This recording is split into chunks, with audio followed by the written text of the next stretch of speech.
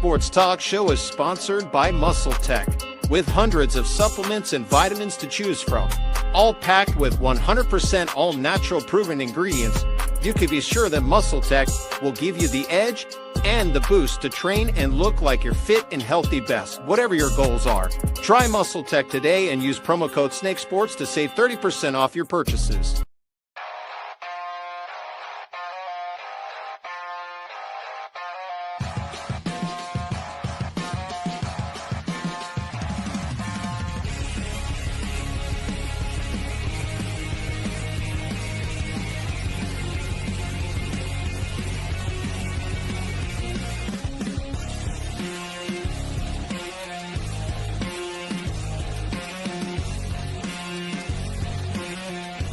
And now, broadcasting live from Las Vegas, the Snake Sports Talk Show with Jake Silva starts now.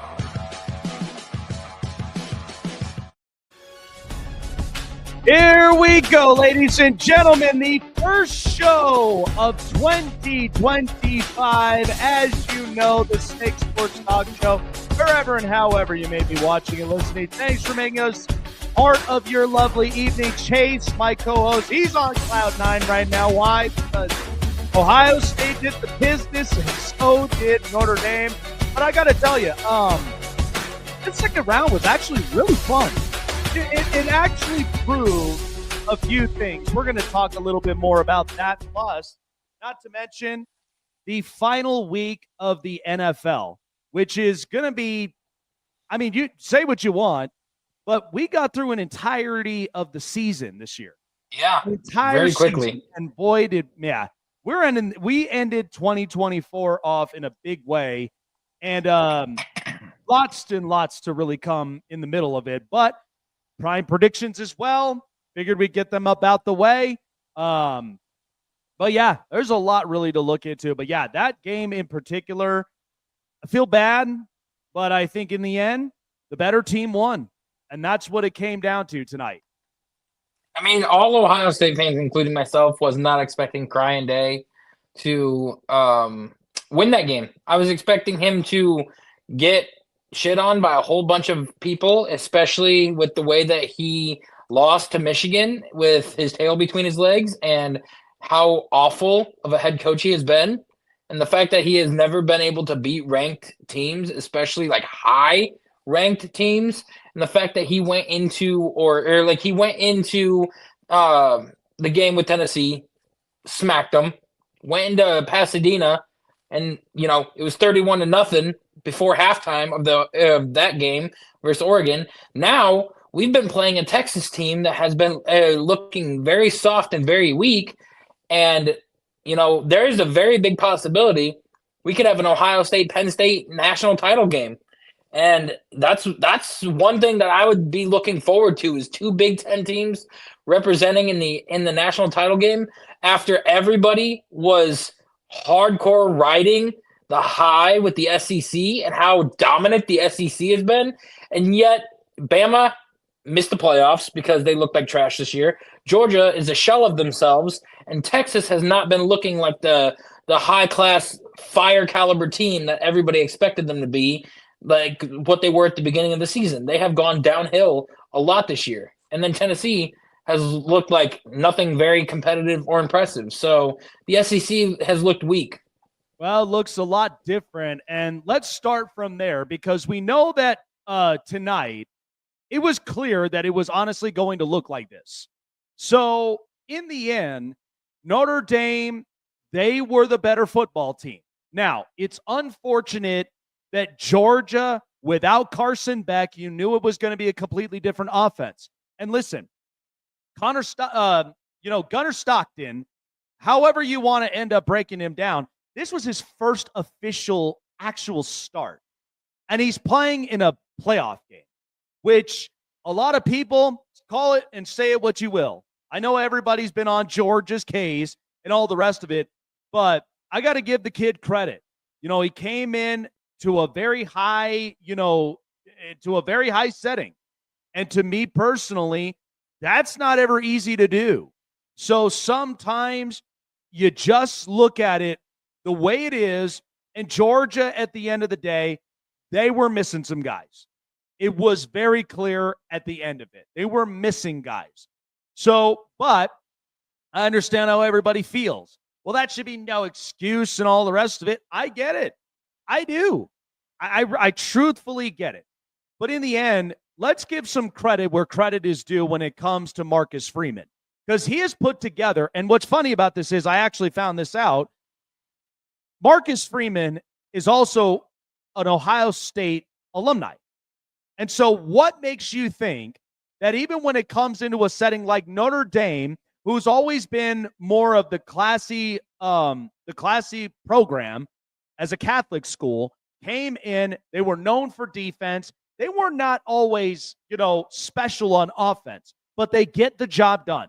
And I think that's the most important thing when it comes to Marcus Freeman. But here's another thing you also got to look at. Notre Dame, they have a lot of guys. They got a lot of guys on defense who I really, really like. And that was the difference maker. Now you're starting to see it with how Notre Dame, and I think it's very possible. And I watched Penn State against Boise State in that game again, in the Fiesta Bowl. And here's the thing. The truths that we will understand is Boise State and Arizona State, they deserved the invitation. There's no question. But Notre Dame was the stronger defensive team. They weakened up Georgia, even though they were without Carson Beck. No matter this, we saw this going into the season. Georgia was going to end up going through its hits because they're without their arguably their two best offensive players, Ladd McConkey and Brock Bowers. It happens. A lot of these kids, once they go into the NFL draft, the program's usually not always going to look the same. But I think it's very impressive of how Marcus Freeman outsmarted Kirby Smart. Usually in these positions, Kirby Smart's got the better record. Kirby Smart's got 2 national titles. And for Marcus Freeman to do what he did with a Riley Leonard offense, and not to mention a completely shut down defense, I think Notre Dame's going to be good. I think they may be fine. They might actually make this a great game in the Orange Bowl against Penn State. I like it. And I think at the end of the day, Marcus Freeman, and this is where people were kind of speculating, even in the NFL, because they felt like he is, in fact, a culture setter. Give this puppy time. He already signed an extension in college football. And like I told everybody, because they said the same thing about Dan Lanning, they're saying the same thing about Marcus Freeman. But why would these coaches, if Nick Saban and a couple others who were great coaches for a long amount of years, why would they leave the college football world right now while the college football atmosphere is actually pretty wide open? The Kirby Smarts, the Dabo Sweeneys of the world, a lot of these other great coaches. You get the Dan Lannings, you get the Marcus Freemans. Yeah, hell, even when you get James Franklin, you get sprinkle in a little bit of that. So I think Marcus Freeman's come into a position now where I think we deserve to respect what he's been able to do. That defense was just crazy. It was all over Georgia tonight. But again, and I understand with the entirety of the incident and all the rest of it, I'm not getting into that. But either way, Notre Dame came in the Sugar Bowl in New Orleans and got the job done and were shut down up on defense. And this is a team that's not even in the conference. And how many times have we been so frustrated that Notre Dame's never been in the conference? I've been saying this over and over again. They look and they feel a lot like a Big Ten team. They look built for that, but they're not going to end up going into it. But still, I give Marcus Freeman credit. They get the win. They're moving on, and they're going to be playing Penn State. Now, let's get into, I know Chase is going to love this, but let's get into Ohio State with Ryan Day. Okay, one thing you have to understand, going into the college football playoff, the committee actually got this right. They got it right. Now, you could say what you want to about SMU and Clemson, whatever. Like, here's the thing. It is what it is. Do I agree with the conference championship, like the whole bid? No. But I do love with what the seeding was. And in fact, when you watch that Ohio State game, you saw probably the most stacked roster and probably the best team right now in the college football playoff and probably in all of college football. And that was the whole knock. Listen, last year, Michigan, they won the Natty. But the other thing about this is that I've said this on record. People like a lot of Ohio State fans, this is where I think a lot of the pullback now because of everything. I heard all the narrative. They were saying fire Ryan Day. They got Kyle McCord out of town and all the rest of it. I think now the narrative's over. It just cleared up everything. In fact, if you go on to the fan pages, they took off every single post after they just stomped and obliterated Oregon. But here's the thing. Ryan Day knew that this was a higher magnitude. And I said to a lot of Ohio State fans, take a deep breath, pump the brakes, give this puppy some time. Now, it was good to have a little bit of a reservation of Ryan Day because I don't know. I don't know what he's going to do in a situation like this. But I knew going into the college football season was I felt like this is the opportunity for Ohio State to redeem themselves and go and appear and even win the Natty. Because Jim Harbaugh, he's out the door. He's in the NFL, and he's having a lot of fun with the Chargers. Nick Saban, retired. Alabama clearly is in a new regime. Say what you will, but again, at least Alabama, they came away with a winning record at 9-4. I know they got a lot of changes they need to do. Jalen Milroe looked rough, okay, and I get that. And Michigan, even in inclement weather like that, they just, they gave it to them. But you know what's funny about this is this solidifies two things. Remember the game in Autzen against Oregon? I mean, Ohio State, they got into a situation where they kind of beat themselves from it. Okay, they lost by 1 point against Oregon. The other thing is this also solidified about the game against Michigan. It's different because, yes, it was a little bit late, but Ohio State, late in the game, of course, it felt worse because it's against Michigan. But they turned around and said, okay, let Oregon and let Penn State go ahead and battle it out in the conference. That's fine. And then sure enough, Ohio State, they're in the playoff. And look at what they did to Tennessee. Look at what they did to Oregon. In fact, a lot of people even in the mainstream media were giving all high praises to Oregon, but they looked like they reverted to them Pac-12 selves. And that's what you got to see. And here's the thing. The truth about Oregon, this was not a terrible season. This was not a failure. This was the first step. They won the Big Ten. Congratulations. You got it.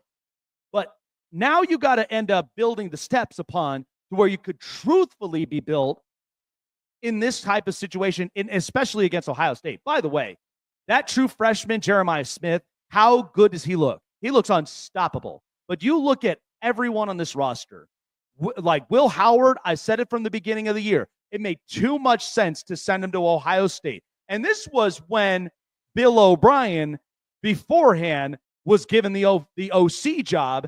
And then all of a sudden they changed it where he went to Boston College and they gave it to Chip Kelly. But I said it just made too much sense. The touch, the throw, the accuracy. Will Howard is just that guy. And I watched him in Kansas State, even around a guy like a Kansas State alumni legend, Colin Klein. He knows exactly how to build his quarterbacks. So this was actually the perfect fit. But in the end, you are seeing everything fall into place with Ohio State. And they deserve to win that. And at the same time, people can say, well, this college football play, I don't want to hear it. The committee got it right. The seating was correct. In fact, Arizona State put up a fight against Texas. And I'll get into that a little bit more about Quinn Ewers and the rest of them. Now, I will say in this matchup now between Ohio State and Texas, I'll be honest with you, I think the front seven of Texas may be slightly better than Ohio State's, but I love Ohio State's corners, and that's what's going to give Quinn Ewers and them problems. But in the end, this is what Ohio State was built to be. Let that grow. Let that cook. And this is what it is. I know a lot of people wanted Ryan Day out of the building, and you know what? I had some questions and concerns, but I never said this team wouldn't I never said this team would miss the playoffs. I never said that this team could not make a comeback and at least get themselves back together, those two losses between Oregon and Michigan were just, all right, oh well. Michigan actually did Ohio State a favor. They got them into a position where they didn't even want to be in the conference championship. That never seems to matter. And I think some college programs are starting to figure that out. Like, it doesn't matter with the conference championships. As long as you're in the playoff and you make a serious run in the playoff, that's what matters. And college teams are looking at that now. So I think Ohio State, give them credit. This is what it was meant to look like. It didn't matter all throughout the regular season. This is what it is right now. And they are arguably the best team right now that could be going in and potentially win the Natty. So I'll tell you, Chase, we've had a lot of reservations about this team, but I've never steered away from the fact that when Will Howard and even with Quinshon Judkins, when they built this roster, I said this team is capable of being in the playoff. I said this team could be capable of showing up in the national title game. And all it had to take was Ryan Day to put all this together. And look, that Oregon loss doesn't seem to affect him. That Michigan loss, it would be different, right? And correct me if I'm wrong. It would have been different if Michigan was in the playoff and then Ohio State loses to Michigan. You all would be feeling worse. You'd be feeling like Columbus would be on fire. But because it was late in the season and they didn't even meet in the conference championship, so what? Let Oregon and let Penn State go fight it out. That's fine. But they are making a serious case, and this is what Ohio State was meant to look like. This was what it was supposed to be. It was meant for this kind of moment. So I'm happy for them. But Jeremiah Smith, man, he's a problem. Yeah, I mean, you also got to realize that Caleb Downs is probably the best safety in college football as well, with how young he is. But I do have a few things I wanted to address. The Gunnar Stockton thing, like, yeah, he was a backup and everything, but so what? I mean, who cares if he was a backup seeing his first, playoff appearance? Cardell Jones took over for JT Barrett in the going into the playoffs, and he ended up leading them to the Natty. Tua took over for Jalen Hurts the last game of the season, and then won that game, and then took them all the way to the Natty and won it. So, like, being a backup quarterback in the playoffs and everything, it's more about how your coaching is rather than being a backup. Now, the other thing, I still have my reservations for Ryan Day. I still don't trust him. I really don't. Like, yeah, these are two great wins. I'll give him that. But let's see what happens when you go to the bigger stage. Like, let's see what you do next week against Texas. And then if you make it to the Natty, let's see if you can win that. And then I'll give you the praise. Because losing to Michigan, regardless of, like, Oregon, I can understand because they were the fourth best team in the country at that point in time. We were number one. They took us down. It wasn't that bad. But you are going into a, 6-5 Michigan team that was unranked, very terrible this year, and you got smacked. You got punched in the mouth and making it look like you did not know how to play football. That is the coach that is coaching our team that I am terrified of, because if you can't go in there and absolutely dog walk a 6-5 Michigan team, then you have no business coaching this team, regardless of how good you are doing now. I would rather him beat Michigan and lose first round in the playoffs than to do what you are doing now and still have that laughing stock. Because what's everybody going to say if we win the Natty? It's like, cool, we won the Natty, but you still can't beat Michigan. Oh my gosh, Ryan Day still can't beat Michigan. Like, it's your school. It's the biggest rival in college football history. It is the biggest one. And you are sitting here and you can win the Natty, but nobody's going to be talking about how good you are because they're going to be talking about that loss to Michigan. Yeah, but all the time. Yeah, but guess what? Even if they talk about that Michigan loss, you know what I would say to them? Go keep drinking your beer. Who cares? I won a Natty. Okay, that's bigger. That's much bigger than just a regular season loss. And I get it. It's against Michigan, but that's better than just that loss. 4 straight years. I understand, but here's the thing. Ryan Day will figure that out. That's not what he's worried about. He's worried about the narrative that he'll never win a Natty. And until he rewrites that narrative, who cares about that Michigan loss? Because again, like I said, it would be different if Michigan was in the playoff and Ohio State lost. Then we got something to talk about. But because that wasn't the case, and you had Oregon and Penn State going up against each other in the conference championship, and Oregon won it, which, by the way, they took the one step by winning the conference championship, but it's different than when you are in a playoff setting. And look at a lot of the better teams. Ohio State, Notre Dame, Penn State. Like, look at the better teams around you. Okay. If it becomes an Ohio State and Penn State national championship, who has the edge? Ohio State. Ohio State would have the better edge because, and the reason I say that is because I do believe, though, both of them are matched physically. I do believe they both match each other physically. They both can run the football efficiently, but the difference is I think Drew Aller will get worn out before Will Howard. That's just me personally. I think he'll get worn out because I watched that Boise State and Penn State game, and give Boise State credit. They came into a situation where they had to match physically until they got kind of outmatched on it, but they were not out of the fight. That's the difference. So imagine what Ohio State would look like against Penn State, especially when you got a true freshman over there who's killing a lot of your corners, who's killing your old secondary. That's going to be the difference maker. And listen, I love their dual running back set at Penn State. Don't get me wrong. They were causing problems for Boise State.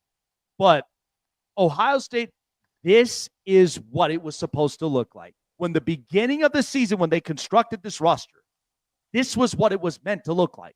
And now it's finally, it's flourishing. That's what I'm saying.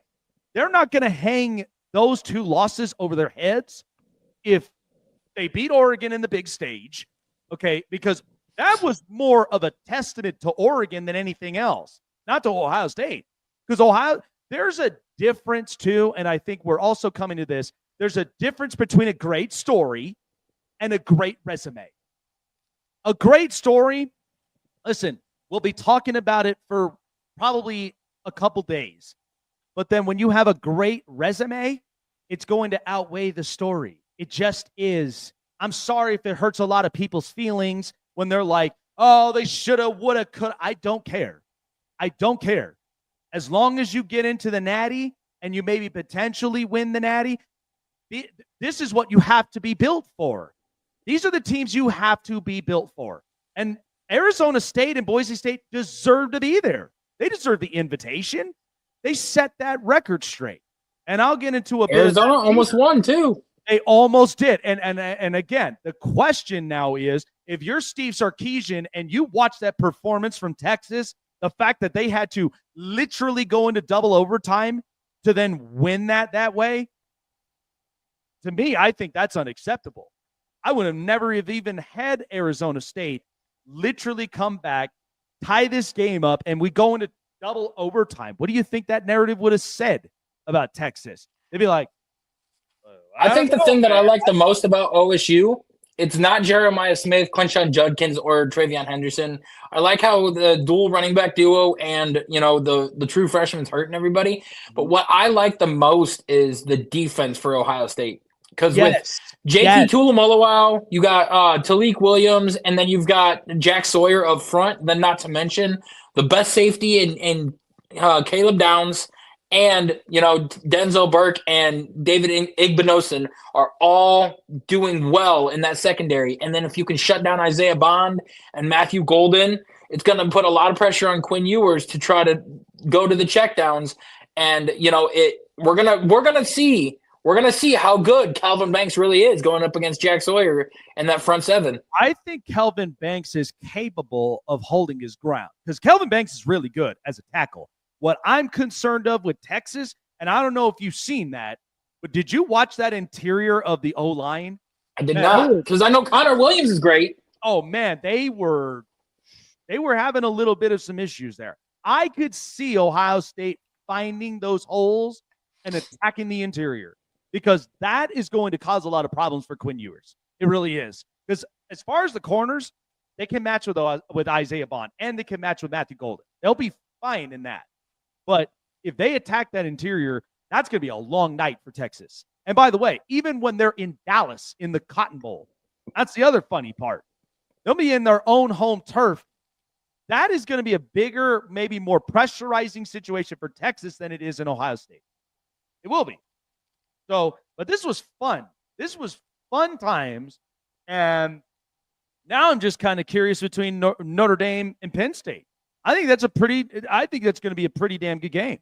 I think it'll be Penn State that comes out on top, only because I think that Drew Aller is a better quarterback than Riley Leonard. But I do think that Penn State also has the run game and the tight end that could run wild and rampant in the middle of the field. And, I don't know if, Notre Dame's defense – I think Benjamin Morrison's injured and on IR. He's their best corner. And Xavier Watts is their best safety, and I don't know if he was playing tonight or not. Yeah, but he was. Yeah, Xavier Watts, he showed up. But I'll tell you what, Notre Dame, much like Penn State, they can match with them physically. Yeah. That's what that game's going to look like. It's going to be physical all the way around, and it's going to come out to really who was the better physical team on top. That's what it's going to come down to. But I think this college football playoff, the only thing I would change about this is that conference bid. I hate that. I think that's the only thing I would change. But the seeding was right. And listen, say what you will. Ohio State, everybody looked at how difficult that road to the Natty was for Ohio State. After Tennessee and Oregon, maybe it don't look so tough. Maybe it doesn't even look so tough. They got to get past Texas, and then I'll make my reservations. They do, but that's why I'm like, yeah, we're holding our breaths from there. But again, we can just respect the fact that this is the product of who they are. And OSU already beat Penn State earlier in the season by I think 10 points, if I'm not mistaken. And that's what I'm saying. When you look at the Big Ten, I knew the Big Ten was always physical, but we'll talk a little bit more about the Big Ten and the SEC. But coming up next, listen, I think for Texas, Texas in the middle of this, we know with them being in the SEC, there is challenges. But if they really want to show what they're made of, there's a few takeaways up and in this game I'll talk about a little bit more later on coming up here after the break. Well, folks, it's 2025, and we're kicking off the new year with all of the best betting lines from BetUS. 2024 were the shots that we were taking for as far as getting you ready for every single game this whole entire season, and it's been amazing. But now we got to get geared for 2025. And BetUS, they got you geared up for 2025 because we know NBA, college basketball, NHL, and Major League Baseball around the corner. They got you ready on everything. Best parlay lake bets, best sporting book for over 30 years in the nation. And not to mention, getting you set up with your own personal account management. When you sign up, there's nothing better to walk into 2025 and be on the edge of your game with BetUS. So when you deposit $50 or more to your deposit for the first 3 of those deposits, BetUS will promise to match it up to 225%, which could match up to $2,000 in those bonuses. Nothing like a bigger, better bonus to start off 2025 and get you caught up on the action, and especially with the college football playoff. As exciting as it is, it's getting closer and closer to the end. And the same where we got the NFL playoffs around the corner as well. Check out BetUS for yourselves. Gambling problem, call 1-800-GAMBLER. Seek therapy in your respective states so you don't gamble irresponsibly going into 2025. We want you to start the year off right. Start the year off smart. So check out BetUS for yourselves. BetUS, where the game. Want to find your seat for the event of your choice but can't get one that fits your desire or your budget? Well, my friends, SeatGeek has you covered. SeatGeek is the official sponsor of the Snake Sports Talk Show. With a list of over hundreds of events to choose from, SeatGeek will assure you that you won't miss your seat with the amazing view of your choice at the most affordable price. Whether it's looking for your best seat in the house of your favorite sports team, finding live concerts that get you closer to your favorite artist, or enjoying your spot at your favorite live shows, comedies, and more. SeatGeek has it all just for you. Go online to SeatGeek.com or download the app on your mobile device through Google Play and the App Store. And as a special offer before checkout, use promo code SNAKESPORTS and save yourself $20 off of your purchase of your first ticket, and experience why SeatGeek is the most trusted ticketing app for your next event. Remember, that's SeatGeek.com and download the app on your phone with promo code SNAKESPORTS for $20 off and find your seat with SeatGeek.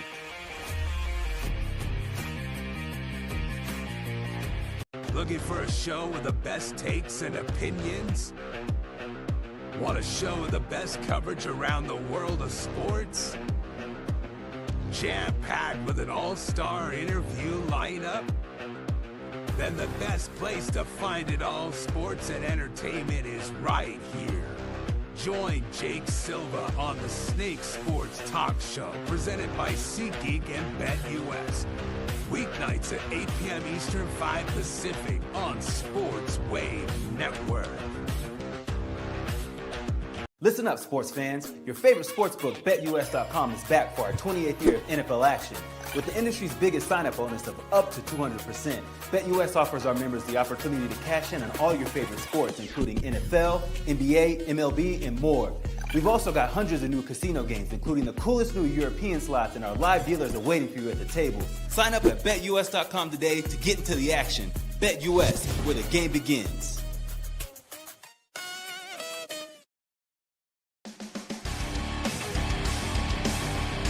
And the college football playoffs, listen, I don't care what anybody has to say. Because honestly, if you were not excited for how the college football playoff narrative and the story really went for you, I don't even know what to do. I don't know how to help you. Everybody's all like, oh, they shoulda, woulda, coulda. And that doesn't seem to matter for some of these teams that got in. Listen, I know a lot of people that are watching other bowl games as well. And I mean, living here in Denver, it was a bad weekend the previous weekend because Colorado got smacked by BYU, and the Denver Broncos, they lost that game against the Cincinnati Bengals. Now they're in a do or die situation to get in the playoffs. But, you know, I've heard people basically talking about BYU. BYU should have been in over SMU and Clemson. Really? Like, you shot yourselves in the foot. If you didn't lose to Kansas, you probably would have been in the playoff. But shoulda, woulda, coulda. Get over yourself. The only thing about the college football playoff, what's been exciting to this point, is that the committee got it right. They got it right with the seeding. I think the conference bid needs to go away because it's pointless. I don't understand that. There's no way, and I've said this before and I'll say it again. There should have been no way that Boise State and Arizona State, even if they won their conference championships, should they have had the first week bye. I don't think they should have. But doesn't mean they didn't earn their invitation to the college football playoff. Look at how much major exposure both those teams have. Okay, there's going to be players that enter the transfer portal that are probably going to want to go there. There's something special there. Danielson and the other coach from Arizona State, give them credit. Give them a hand. They actually made it an entertaining game. But the thing I will say, though, in Arizona State and Texas, that was entertaining. That was a lot of fun. But the fact that Texas made that game as close as they did makes me think Texas is a bit shaky. And you know what? I've been saying this all season long, and I'll say it again. Texas at times, when it comes to their offense, when they're on a roll and Quinn Ewers is feeling himself, Texas looks like an unstoppable offense. But when they're off, oh boy, you could see it. You could see the identity written all over. They don't look the same. So look, Quinn Ewers, I think we understood with what they are. And Chase knows this as a former Ohio State product. When he went into Texas, the knock on him is that he will be productive. But the question is the consistency there? Which means, can he have a clean enough game without making mistakes, not getting the right checks and reads, and all the rest of it? Can he be consistent? And that's where Quinn Ewers in that game against Arizona State, there was a point where Arizona State, they came back and matched physically, And by the way, Cam Scatabo, the guy is just unbelievable. And the fact that he won an MVP and still lost the game just tells you how strong Cam Scatabo really is. And I love to watch this kid in the NFL between him and Ashton Ginty. But Texas looks shaky. And I'm telling you right now, you don't want to look like that, especially after the business that Ohio State just gave Oregon. Okay, Oregon, even though this is their first year in the Big Ten, they pretty much reverted back to the Pac-12. They did, because the Pac-12, as you know, is pro offense, and they were not matched physically against Ohio State. Everybody's been on the Oregon train, but Ohio State, they came in and they reminded you of, okay, that's great. We're Ohio State. This is who we are. That's what they did. But Texas, though, on the other hand, this is the part where I have a bit of reservations with what they do offensively and as far as the consistency. That's where it's shaky. And I like Steve Sarkisian, but this is why I think next year, now they are going to have at least a couple of these pieces that are going to end up declaring for the draft. Isaiah Bond, Kelvin Banks, a couple others. I understand that. But I think, honestly, when it comes to Quinn Ewers, and like we've even talked about with Jalen Milroe, and I'll get a little bit more into that with Bama as the SEC looks a little shaken. However, both the Big Ten and the SEC set the standard for a few reasons. Because SEC, we know that they can match both offensive and defensive. Big Ten is more physical. But if you really want me to be honest, and Chase could correct me about this, but Ohio State, if they were playing in the SEC, they'd be the SEC North. That's just how they're built. When you watch Urban Meyer's teams, and when you watch, the Ryan Day teams, and you even watch with, all these other SEC teams, they're built like that. But I would agree that Big Ten is built more physically, but I think as far as complete, balanced team, that's where you see it all in the SEC, and you saw that this year. When you saw the strengths of schedule of every team in the conference, I mean, that's why Bama, we knew they got shaken. But they did not look like the best version of themselves. It's not to say Kalen DeBoer is a terrible coach. I mean, they ended the year off at 9-4. They had a winning record, but it's not set to the standard that Alabama has been for a very long time. That's why, Kalen DeBoer's got to get this right. He does. There's a lot on his shoulders about it. But I promise you, Bama, they probably will be back. And the SEC, I mean, we had Georgia, we had Texas, we had Tennessee, we had a couple teams.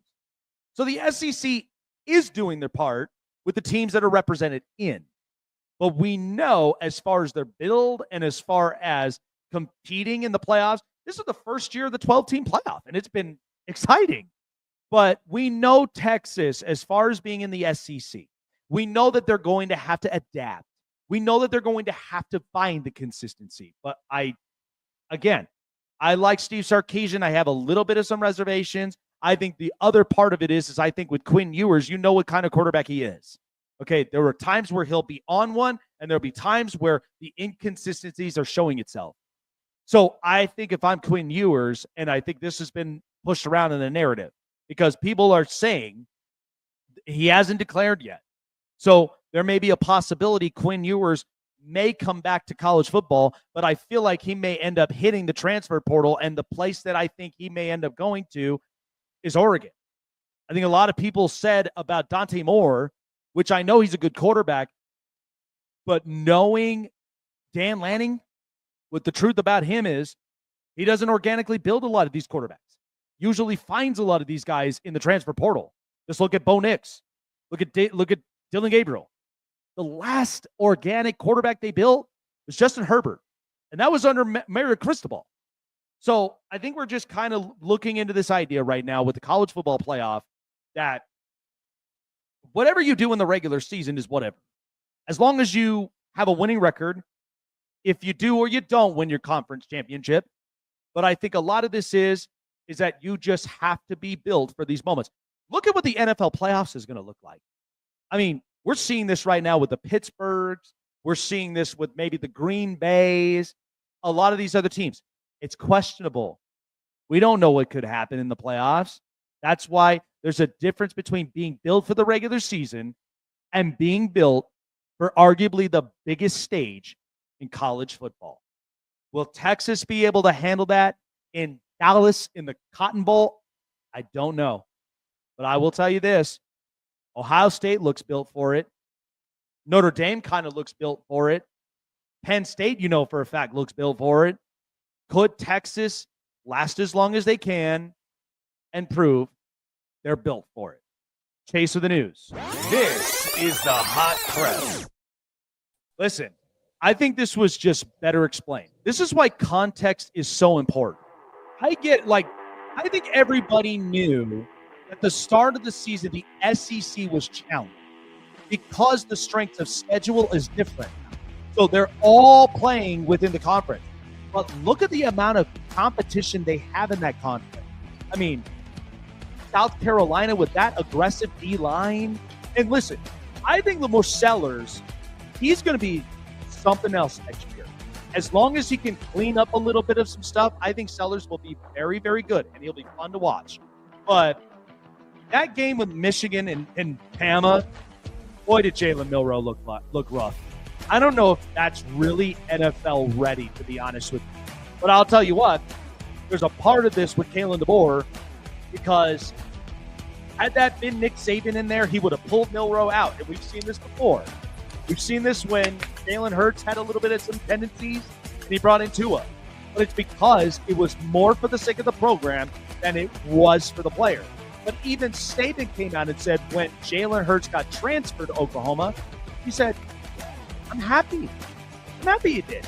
Because, and it just goes to show you that, and like a lot of people, I don't know if you heard about this, but with the commission, I think it's a great thing. I think that should be something implemented. It's like, you've heard me talk about this, with having a CEO in college football.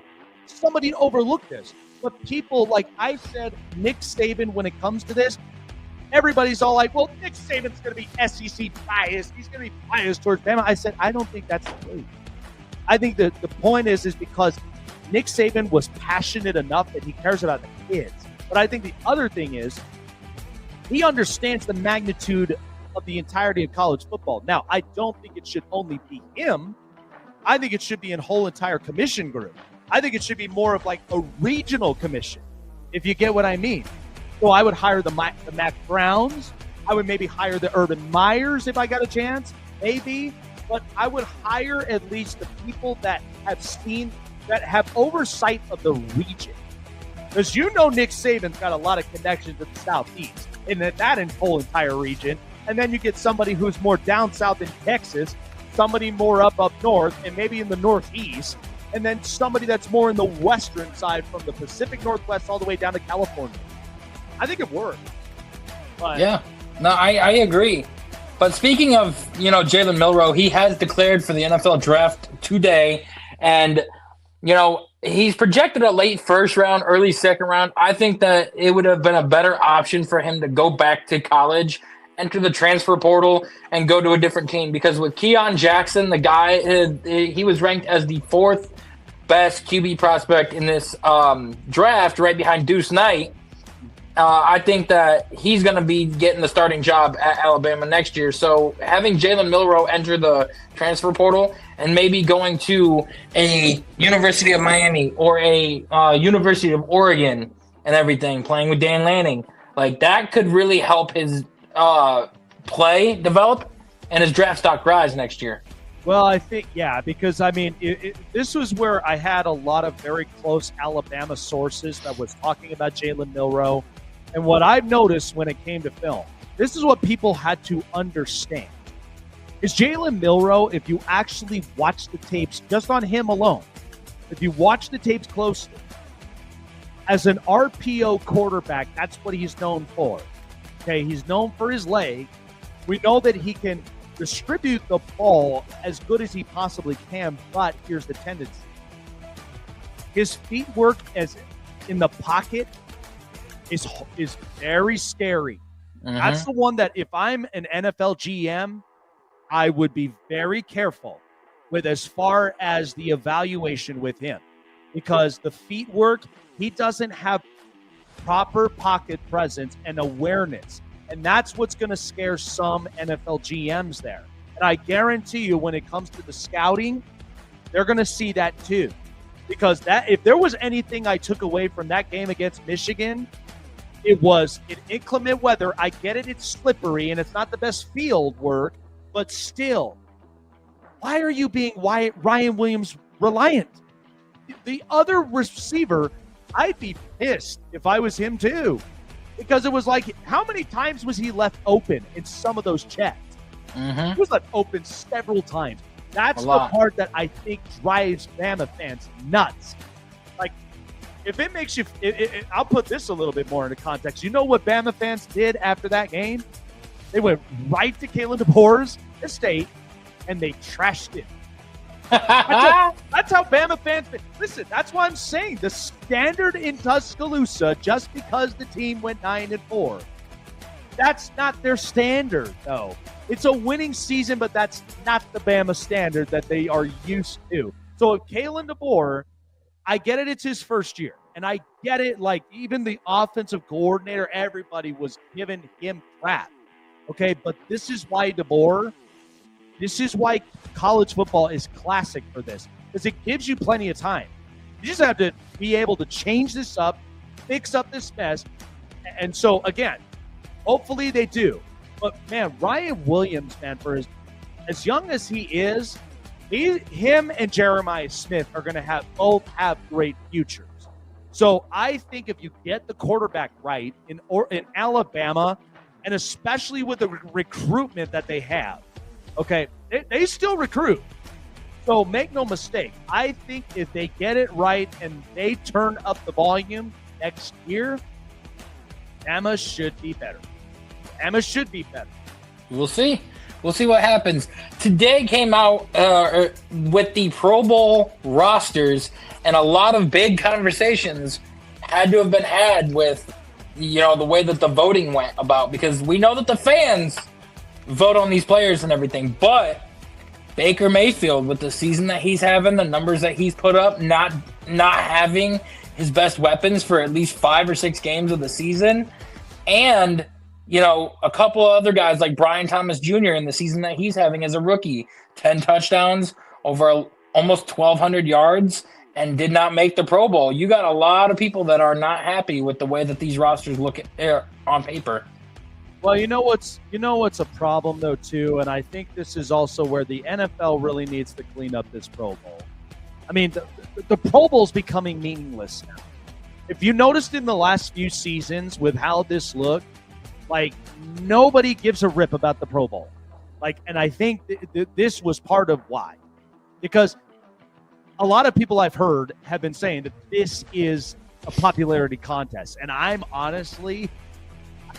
I'm pretty much siding a bit with America with it, because the Pro Bowl, even like the All-Star game, was meant to be that you statistically put up really good numbers, you had a very good year, but not a lot of people are really looking at it.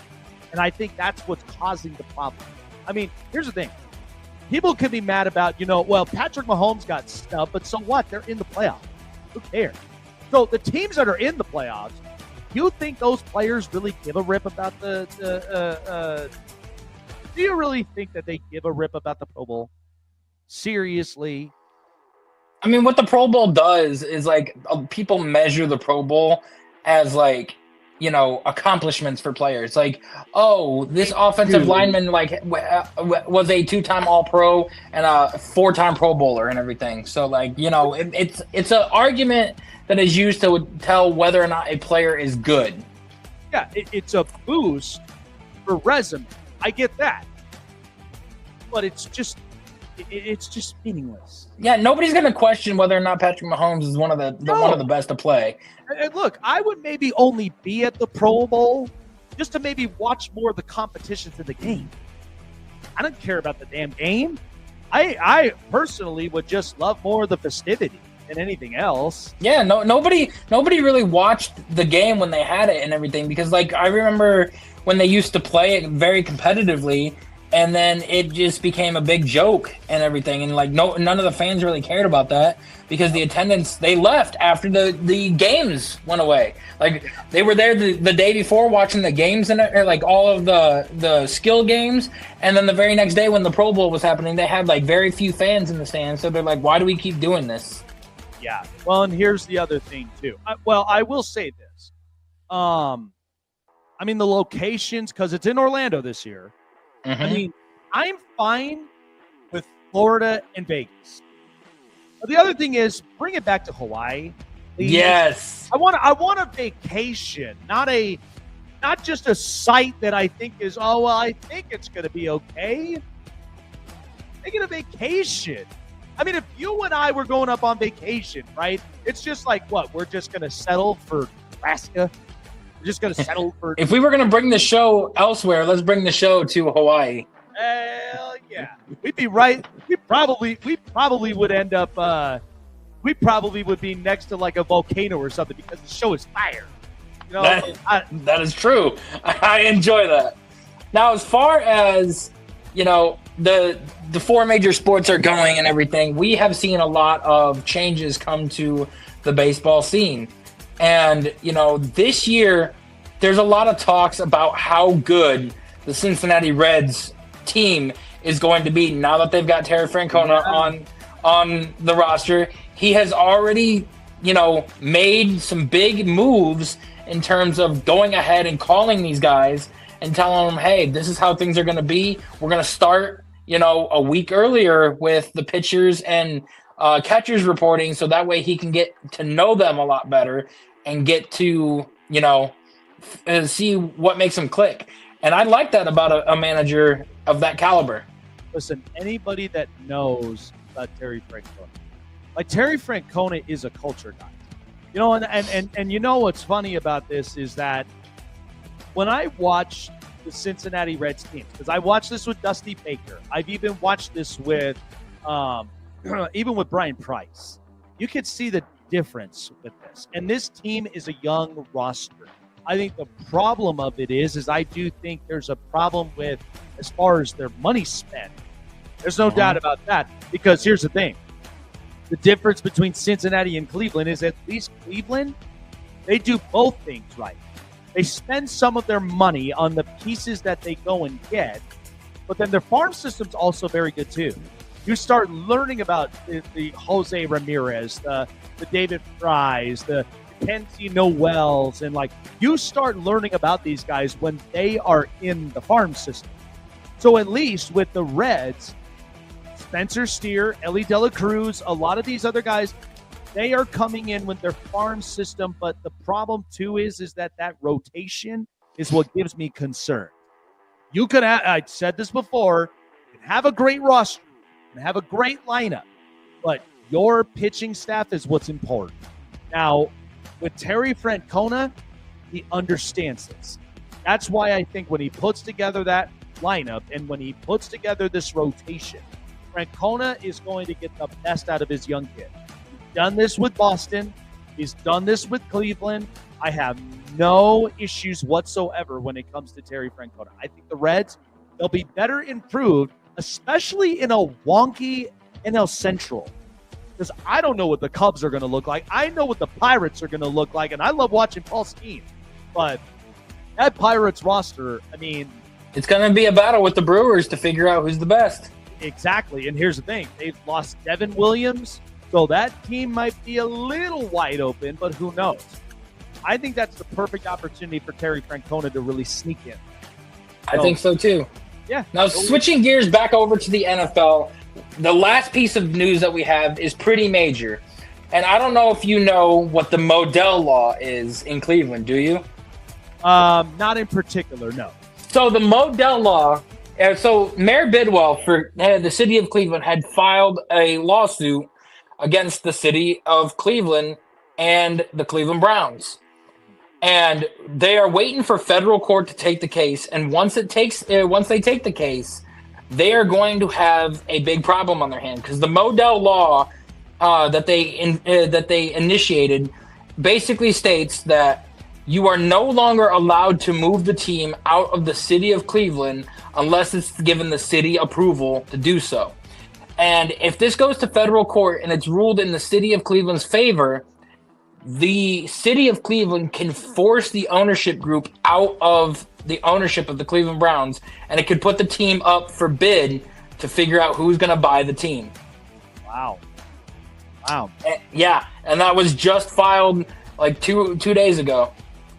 Well, tell you what, I mean, I'm watching the Woody Johnsons of the world, and I mean, we've been watching the Jimmy Haslams, okay? Like the Haslams, everyone in the NFL, like, look, I knew a lot of people had such utter despise of Dan Snyder.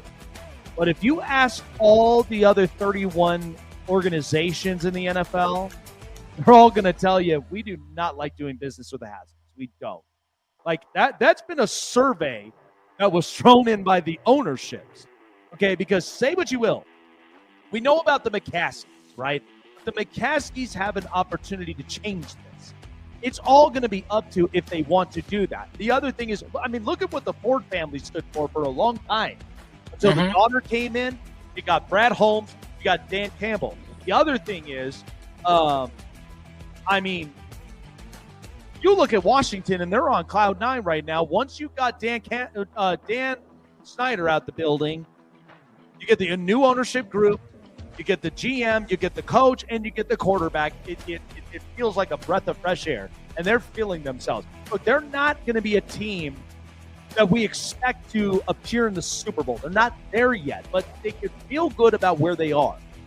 As far as for Cleveland, this has been a problem for years. I mean, they've been going through quarterback after quarterback. They've been going through inconsistency after inconsistency. I mean, I think the jury's out on the Haslams. And I think it's been out for quite a while. So, I agree. All right, chasing the news. This is the Hot Press. All right, well, you know as it is, the year started off so good, and now we've reached the finish line all the way to the very end. The last official regular season of the NFL Prime Predictions. Here we go. Let's turn it up. It's Jake's Prime Predictions. Boy, I've been waiting for this for quite a while. So we know that, like, right now, I think the Cleveland Browns are basically in a tough spot, especially being at M&T Bank Stadium against Baltimore. Now, Baltimore is fighting for a division. And I think Baltimore is going to be trying to maybe get that division. I'm going to take the Baltimore Ravens here in the last game of the season. Listen, Lamar Jackson is having a hell of a year. In fact, lots of people don't realize this about him, but once they got Derrick Henry, they realized that they don't have to be Lamar Jackson reliant. What does that mean? He doesn't have to be the sole proprietor of your run game. Now you've got Derrick Henry in the building. They figured out their run game. They look a lot better and they look a lot cleaner with their run game. But the other thing is, give credit to Todd Monken, the offensive coordinator. The entire process about Lamar Jackson in this spot was so he could pass the ball more. And this year, he's put up stats where he's got the best quarterback rating of his career. The other thing is his passing efficiency is much better than what we've seen in years past. So Lamar Jackson has definitely put up the resume to being arguably one of the best quarterbacks this year. So I'm going to take the Baltimore Ravens to finish up and close out the season against the Cleveland Browns, and it is a very, very high number. I just think Cleveland, they've thrown this year away. It is what it is. They're more for draft implications. Take Baltimore to end up winning this game by a score of 33-13. Now, this is a tough game in particular because this is an in-division game rival as well. Cincinnati and Pittsburgh. With this team having their hair on fire, I'm going to take the Cincinnati Bengals on the -1. Listen, what we've learned from that Saturday game against the Denver Broncos, Joe Burrow is just him. Joe Burrow is arguably putting up MVP caliber numbers with arguably the most terrible defense and the worst offensive line in the league. But that doesn't seem to matter with Joe Burrow because he is going to do whatever it takes, whether Jamar Chase, T. Higgins, Jermaine Burton, and even with Yoshi Voss, he is going to do whatever it takes to get the ball in their hands. And Joe Burrow, he's sending a message to the Brown family like, I am a competitor and I want to win. And they're playing with their hair on fire right now at this point. Now, Pittsburgh in the last few games, boy, what smoke and mirrors this offense looks like without George Pickens. This is arguably why Pittsburgh is why they look like this. Now, I'm not going to give all the crap to Pittsburgh because they play well. They play well in some spots when George Pickens is on the field. When he's not, this offense looks different. I feel like Russell Wilson is kind of reverting a little bit back to himself.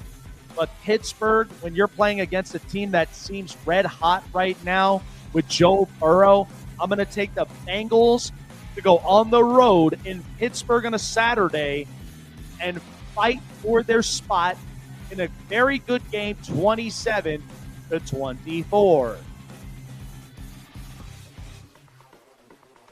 So the Tampa Bay Buccaneers, they're fighting for the division as well. And they're playing the New Orleans Saints. I'm going to take the Tampa Bay Buccaneers to finish up the season to win at home. Now, here's the thing that you will say about the Tampa Bay Buccaneers. Regardless of how you feel about Baker Mayfield played his best year this year. He's put up close to MVP numbers without even some of his top receivers. He's been without Chris Godwin almost nearly the entirety of the season. But even though Mike Evans did lose, like he was out for some games, but Mike Evans, that's a borderline first ballot Hall of Famer right there. Every year he's putting up 1,000 receiving yards, and I think he's going to do it again this year. But, man, give it up to Jalen McMillan. The rookie out of Washington, I like him.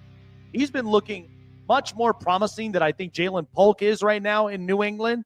But, man, Tampa Bay's offense is not to look past. That offense looks very, very good, and they look pissed. So, to me, I think Tampa, they're going to go in at home and win this one to finish up the season at 27-17.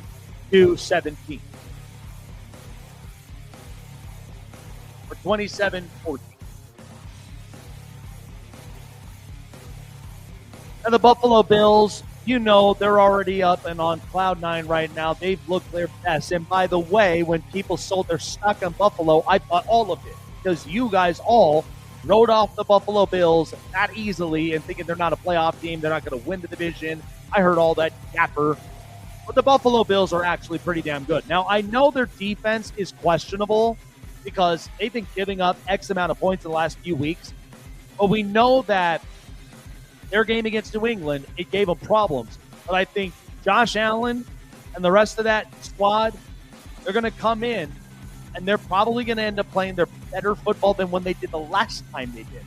So I'm going to take the Buffalo Bills on the road in New England and beating the New England Patriots at a score. Now, this might be interesting, but I'll have it at a score at 24-17.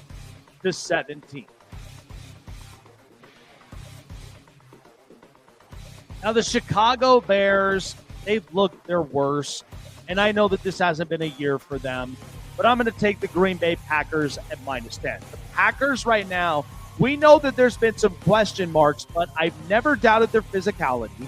I've never doubted their run game.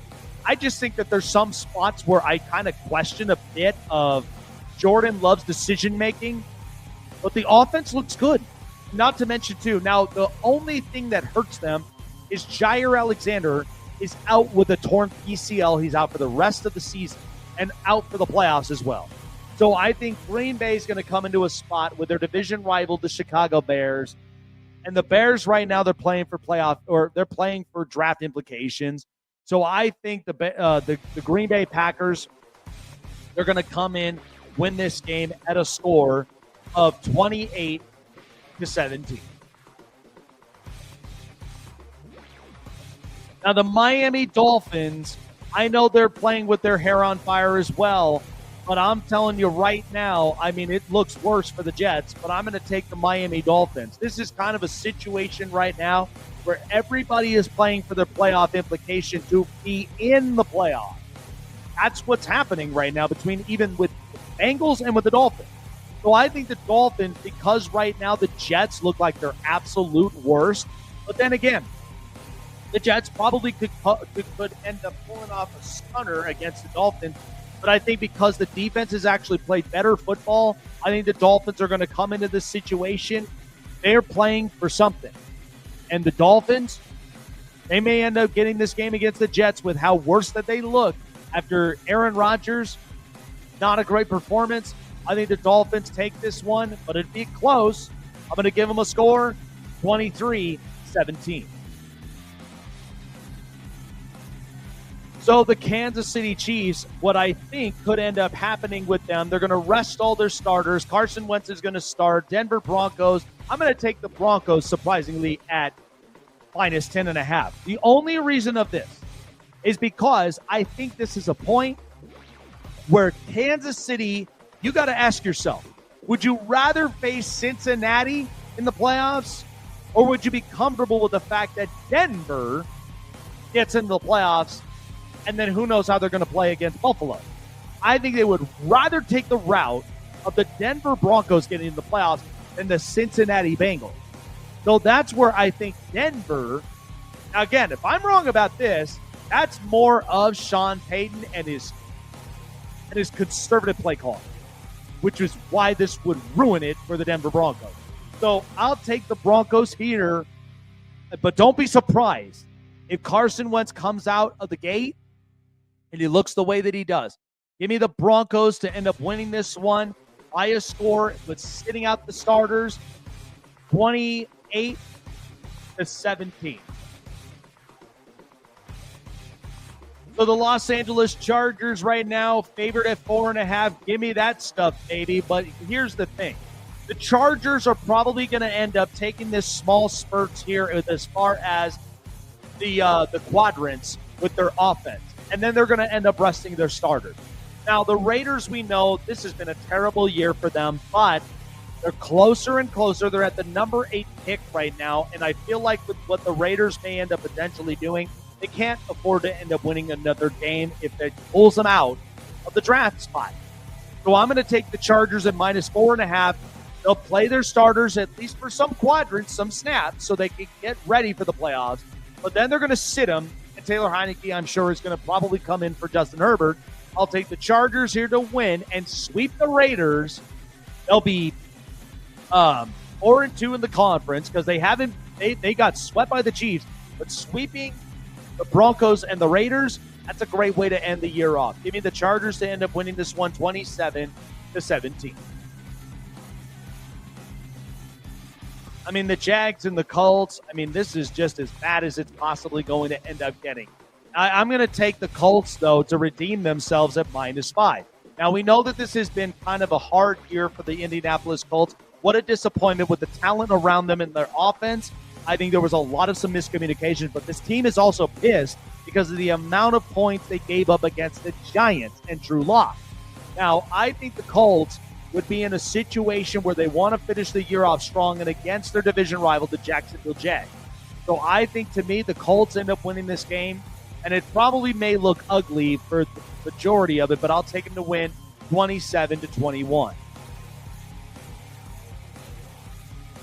The Carolina Panthers, this is what's going to be interesting to me because I have seen the Panthers in this type of situation, and with the way that the Falcons are looking right now, I don't think the Falcons, to be honest with you, make the playoffs.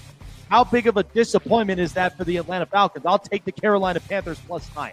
Listen, I think, I love Michael Penix. Don't get me wrong from there. But, man, talk about inconsistencies. Inconsistencies from either play calls, from defensive schemes. It's just all the way around for the Atlanta Falcons. What a roller coaster this looked like. And this was bad. So I think the Atlanta Falcons, They looked like a very good team on paper. But when we started to get into the nucleus of this, not good. Not good.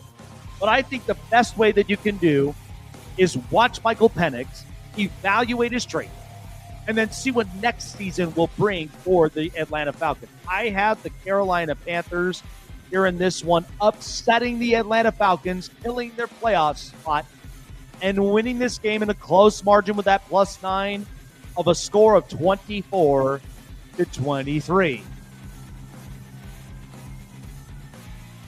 The Washington Commanders and the Dallas Cowboys. This is going to be an interesting one for sure after they came off of a big Sunday night win against the Falcons. But I'll take the Commanders at -6. The Dallas Cowboys, as you know, have not been playing their best football, but they have looked a lot better with as far as their depth. So there's some promise into this. But I'll be honest with you here.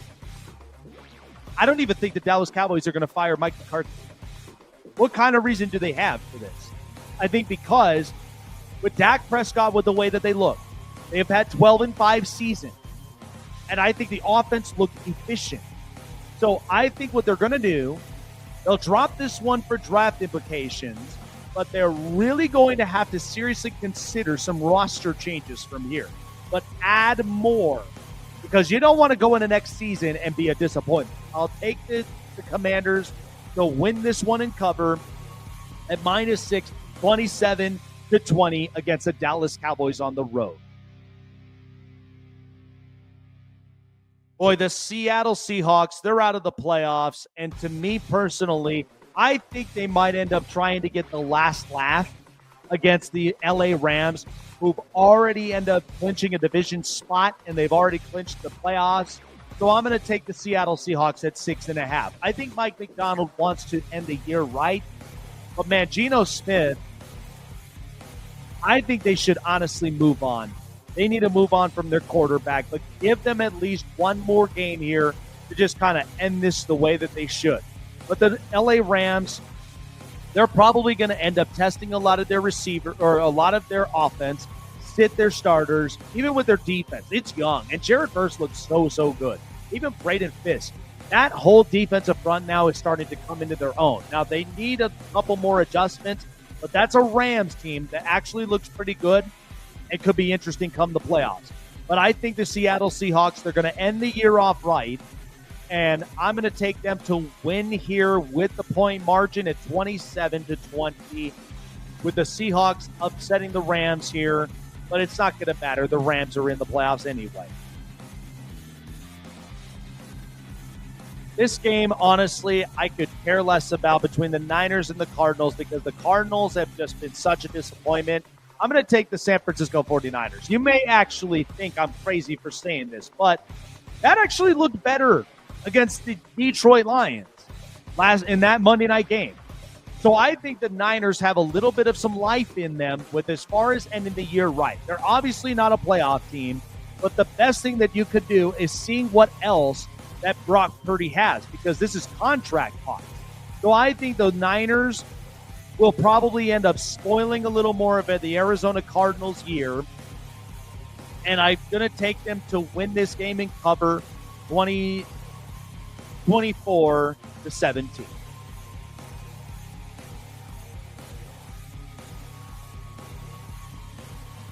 So this is an interesting one, but I think right now with the way that it stands, the Houston Texans, you know that they've already got the division, but I'm going to take them to win here with a +1.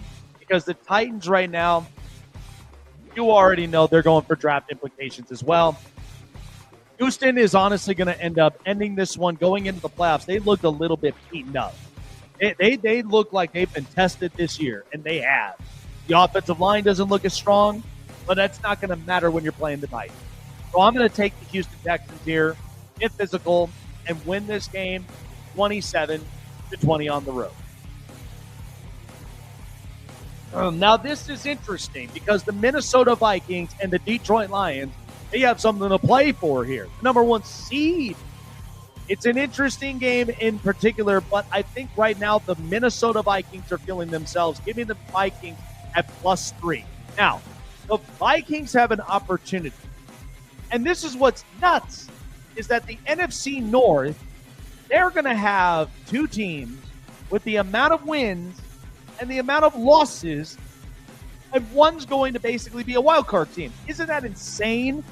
So I think, to me, the Detroit Lions, they are going to fight all the way through and through, but it's fighting for the number one seed and who's going to end up getting well rested for a bye week. That's where I think with the Vikings, I mean, to me personally, it's not going to matter to them, but it's going to matter to the Detroit Lions. I think the Vikings are probably going to end up upsetting the Lions and spoiling their number one seed opportunity here at 27-24. Vikings and Sam Darnold, what a year. Finally, the New York Giants and the Philadelphia Eagles. You know, I don't even have to get into this one very much. I'm going to take the Philadelphia Eagles here against the Giants. Listen, Drew Lock looked nice. He looked nice against that Colts defense, whatever. But I think realistically, the Giants are playing for something, and that's playoff, or that's a draft spot. But the Eagles, they are going to end up sitting Saquon Barkley. If they do play him, it'll be more for the record, but I don't even think that the record is on the back of their heads right now. So I think, me personally, the Eagles will still end up winning and covering at the -3. The Giants, they're playing for that draft spot, and I'll take the Eagles to win 27-17 against the Giants. And with that, that is the season finale of the NFL Prime Predictions of the regular season. I mean, we made it all the way to the end. How about that? We have, and we got the draft order implications after this week as well. We'll get to see how we do our mock draft with the first 10 picks, and then our 32-team first-round mock draft as well. And not to mention, I got the Titans beating the Texans because I saw that C.J. Stroud and the starters are going to start for probably a quarter, and then they're going to be rested after that. Same thing with the Bills. They're going to rest all their starters except Josh Allen. He's going to play for one quarter. I got the Patriots winning. And I have the Jets beating the Dolphins if they do what I think that they're going to do and what they've said, and they're going to start Jordan Travis over Aaron Rodgers just to see what he is capable of. Now, let me ask you this, because we know right now the 7th spot is up for grabs. Mm-hmm. And I know the Kansas City Chiefs, you know it as well as I do. They do not, under any circumstance, with the way that Joe Burrow has been playing, do they want him in the playoff? Who do you think is going to win that to get the spot? Well, here's the thing.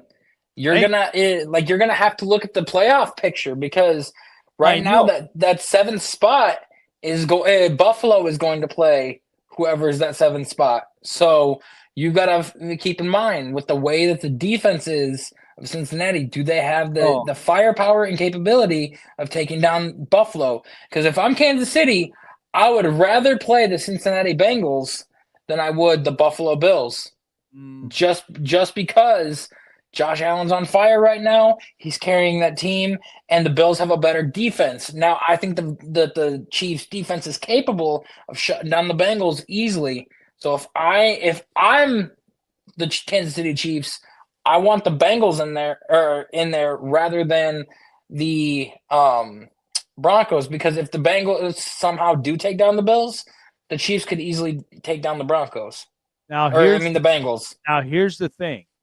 Because this is a Saturday game. So against that, if the Pittsburgh Steelers lose that, then the Chargers will move to the 5 spot, and they'd be facing Houston. That doesn't seem to be a problem for them. Nope. Now, if the Steelers win, then the Baltimore Ravens, I mean, arguably they're going to want to play for that division. There's no question. But it's who is honestly going to end up facing that 6th seed against, for the Chargers, because it's either Baltimore or it could be Pittsburgh. And I'll promise you this, those are going to be some coin flips, both of them. But we know with what Baltimore is. That's why I'm like, it's going to be interesting. was the last time it was a close margin, but I don't doubt Lamar. I don't even doubt Derrick Henry. But again, if you're the Chargers, you're hoping that Pittsburgh loses. Well, here's the thing: like you got Bailey Zappi starting for Cleveland this week over DTR, and you know I still don't think that they have a shot. Thank goodness, but the Ravens have something to play for because it's the division title, it's home field advantage. Right. You are looking forward to, you know, if the Ravens win, regardless of if the Steelers win, the Ravens I think still win the division, if I'm not mistaken. They would win the division if Pittsburgh loses, and what's going to happen is that will turn around. Baltimore would be the 3 seed. Mm-hmm. The Chargers move up to the 5. The Steelers would be the 6th. Now, what if the Steelers and Ravens both win? Does that mean the Steelers get the division? I think it's quite possible. Because I think that has to deal with point differential, if I'm not mistaken, when it comes to the division. Well, the tiebreaker goes to your divisional record, and then it goes to the conference record. Right, the division record, I think, is what they're going to go based off. Okay. Yeah, I think you're right. You're right. Because it first goes off the division record, and then if they're tied in the division record, then it goes based off a conference. And then if you're tied in the conference record, then it goes based off of points. Right. And listen, I took Baltimore to win the division at the beginning of the year. Mm-hmm. And so that's why I think Baltimore is in that spot where they can take that division. Because right now, I mean, Pittsburgh's offense, man, it's not the same. This is a bad spot to look like that if you're Pittsburgh. Now, I know Pittsburgh doesn't want to be in a track where they're losing a lot of games. So they go into the playoffs, and it's like, oh, good God. You also want the Chiefs to try to beat the Broncos, too, because if the Broncos somehow lose and the Dolphins somehow win, then the Dolphins are in the playoffs and everything, and you're not scared of the Dolphins whatsoever. Oh, no. Because the only way the Bengals make it is if the Jets can beat the Dolphins. And last time they played each other, it went to overtime, and then the Dolphins ended up winning. But if the Jets are starting Jordan Travis, I'm picking the Jets, and that's a big if. Yeah, that is a very big if. But here's the other thing, too. Knowing Kansas City and Patrick Mahomes, because remember, the only person that has taken down the Chiefs was Joe Burrow. You think they want him in the playoffs? Knowing damn well, I mean, look, the Bills, say what you will, the Bills' defense is struggling. And I have no problem with Josh Allen. I mean, he is going to put the team on his back. My problem is they're going to be in a similar position to what Cincinnati's been dealing with all year long. But Joe Burrow is fighting and playing for something. So I think Kansas City, I think what they're going to try to do is they're going to try to play roadblock. And listen, that's very rare for a division rival. It really is. I mean, it's tough. But in this kind of situation, would you rather like Denver or even for Miami to get in knowing that might actually give them a little bit more leeway? Or would you rather deal with the problem you might end up having to face if it's Cincinnati? Well, here's a problem that you're going to have to face either way. Right now, who was the only team to beat Kansas City this year? That was the Buffalo Bills. So if you have them in the playoffs and everything, the Chiefs would play the lowest remaining seed of whoever it wins. So they're going to have to either play Baltimore, or if the 7th seed wins, they got to play the 7th seed. Now, if that is somehow, some way Cincinnati and everything, I would feel much more comfortable if I'm Patrick Mahomes playing against the Bengals, knowing how their defense is, having Hollywood Brown back, having Isaiah Pacheco back, having Kareem Hunt on the roster now. When you didn't have that, like all of that going into them playing the Bengals in the regular season, then to play the Buffalo Bills and Josh Allen, who picked apart your defense the first time around and ended up, getting shut down. So I would much rather play a Cincinnati Bengals team if I'm Patrick Mahomes than I would a Buffalo Bills team. And I think that the only team that could beat the Buffalo Bills early in the playoffs would be Cincinnati. Well, let me tell you something. Because Cincinnati, they almost came away with that game against Kansas City in the regular season. They almost did. They did, but KC wasn't fully stocked with all of their guys. They didn't have Hunt. They didn't have Hollywood Brown. They were not, but still, the situation didn't quite play itself out. That's the difference. Now, here's the other thing, and here's where I'm going to throw at you too. Is look at Ohio State and Oregon. When the first time they met up, right? Oregon got that laugh in the regular season in Autzen. Okay, so picture this. Buffalo got the laugh against Kansas City in Buffalo, right? And like Ohio State, what did they do to Oregon? They completely undressed them. So I've seen this narrative with Buffalo and Kansas City multiple times when it came to, Buffalo just beat them in the regular season, but then I watched Kansas City in the playoffs against them. And Kansas City always, for whatever reason, seemed to have played them better in the situational game. Yeah, playoff Kansas City is different. Exactly. That's why I'm saying you can crow all you want about regular season play. When the playoffs are in, it's 0-0. Okay? It's a totally different atmosphere now. So that's why it's not going to hinder them. But that's why I'm saying when it comes to Cincinnati, because Joe is obviously playing for something, and you're playing against Josh Allen, which that game might end up trading blows back and forth. That may be a high-scoring game because both defenses are atrocious. We know that. But it's going to come down to a one last possession game. So it could happen either way. But I think if you're Kansas City, you're better off blocking Cincinnati. And listen, however the game goes between Denver and Buffalo, because both teams are capable of playing in the cold. They're capable of playing even in snowy weather. There's no problem. But I think Josh Allen will have a better chance of winning against Denver because we know Bo Nix is a rookie. Okay, so he's going to go through his spurts. But once that happens, then you'd be playing the next low seed.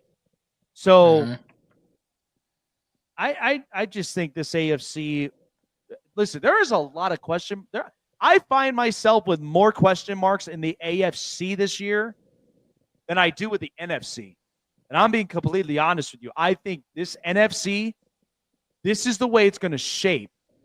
But that Detroit and Minnesota game is going to shape up who takes the 1 seed. Because that's going to be interesting there. Yeah, it definitely is. And by the way, what a year Minnesota has had this year. You ain't lying. I mean, if the rumors are true and the Vikings are going to like field calls for JJ, like they don't have a second, third, or fourth round pick this year. So, I can see the Vikings opening up their opening it up to whoever wants JJ. And you know what? It's a problem, but it's a good problem to have. Because again, it gave people like a preview of what JJ McCarthy could look like. So, and I've heard this, and this can be confirmed. They like Sam. They want to keep him in the building. So I think they're going to give him a nice extension. So I mean, if you're the Raiders and they fail to get Cam Ward or Shedeur Sanders, do you call up the Vikings and say, "Hey, we'll give you the eighth pick and a fourth round pick for JJ McCarthy"? Yeah, let me tell you something. If they don't get Shedeur Sanders and they don't get Cam Ward, do you honestly think they're going to settle for Jalen Milroe? No. Well, I've been hearing Dylan Gabriel because Tom Brady likes him. Oh, God. Look, I saw Dylan Gabriel, and here's the only thing that I will say about him. I do think he is a good quarterback. But when I look at the progression stages, I don't know. I kind of have my doubts about Dylan Gabriel. I would much rather have JJ. So would I. And here's the other thing. JJ, regardless what you feel about that injury, okay, JJ has spurts where he can throw the football. And you have a wide receiver in Jacoby Myers. You have Brock Bowers and you got Michael Mayer. And like I told a lot of people, when it came to the offensive line, there's two pieces that's good there, and you could fix the rest. So I actually kind of like that thought if I am the Raiders. But And it's an MCL, not an ACL injury, too. Exactly. So it may not be as drastic than people think. So that might actually save you a little bit. But you know what? That's going to be prime for Minnesota more than anything else. Because you know what? That might, if Minnesota pulls that off. Now, I do think you still got to at least, and that may not be a problem to them, but I think you still should at the very least have a depth piece at quarterback because it's good to have competition with Sam. But draft capital, sign me up. You know what? I might actually have a buddy of mine, a good friend of mine who I love bringing here up onto the show, and he's very close with Minnesota. You know what? I'll bring him on one of these days because I think we'll have a better idea of the whole situation than what we're breaking it down. But these are possibilities. So if that's the case, I'd love to hear what he has to say. Well, I mean, you know who their GM is, right? Oh, yeah. Yeah. Kwesi Adolfo-Mensah, and you know who he learned under? Mm-hmm. Andrew Berry. Andrew Berry's been known to, trade pieces away for great assets and great prices and everything. But I'll tell you what, if they can get JJ and they can get like three or four picks from him, I'll tell you what a job he did with getting out of some of the contracts that Rick Spielman put together. Mm-hmm. Spielman was more about longevity than he was about the talents that are there that you'll have on short-term deals because you can always rinse and repeat. You could always rejuvenate anytime. I mean, look at what happened when Christian Darrisaw went down. What did they do? They got Cam Robinson. They filled the hole. So they're not completely in the longevity run, even though I think Darrisaw is their franchise tackle, but they don't settle. I think that's where I think Minnesota, it's been such a remarkable and unique year for them because nobody can figure it out, but they did it. They had such a great season. And and it makes me feel worse because I had this team potentially, rebuilding, but they have completely overachieved. This is a much better looking team than I think I've ever even anticipated. Yep. So, wow. Good stuff. 2025 is our year, man. It is our year where we are watching the rest of the season, and then you and I are going to be going into the playoffs red hot. We're going to have the draft, too. We're going to feel like Ohio State. We're going to be prepared for this stuff, right? Yes, we are. Draft, and we got all this other stuff. So, yeah, 2025 is going to be some fun stuff. We got the combine, pro days, you name it. Oh, yeah. We are going to be there for all of it. Like, football's never going to stop. And that's what's nice about the NFL. We got content every single day because better than what the NBA is doing. The NBA needs. And free agency in March. Holy shit. That's what I'm saying, man. It's never going to stop. And then you know what? Schedule releases. You already releases, coaching hires. Yeah. Coaching hires. Like, I'm predicting 3 more coaches getting fired after Sunday's game. By the way, if you saw the ratings of the college football playoff, look at how good it is. They are ranked second behind the NFL with college football ratings. They've surpassed Major League Baseball. They've surpassed the NBA by a large margin. And, I mean, say what you will, but hockey's entertaining, but even they passed them.